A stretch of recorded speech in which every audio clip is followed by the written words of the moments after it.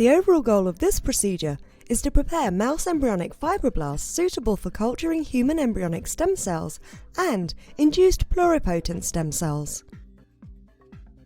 This is accomplished by first separating each embryo and removing the head and red organs.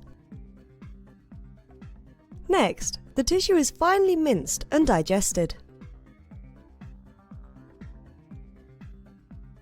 Then the cells are plated, 3 to 4 embryos per flask, and expanded. Finally, the inactivated MEFs are used to prepare the conditioned medium.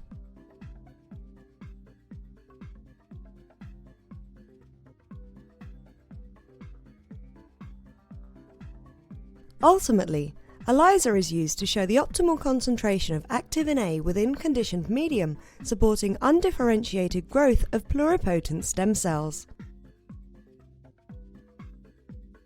Generally, individuals new to this method will struggle, because the procedure needs to be standardized in order to produce mouse embryonic fibroblasts of high quality, which will enable the undifferentiated growth of both human embryonic stem cells and induced pluripotent stem cells.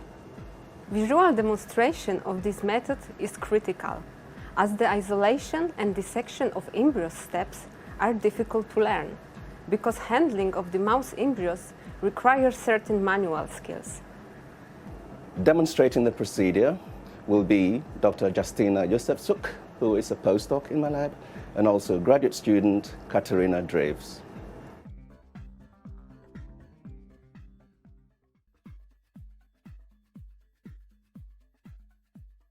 After sacrificing a pregnant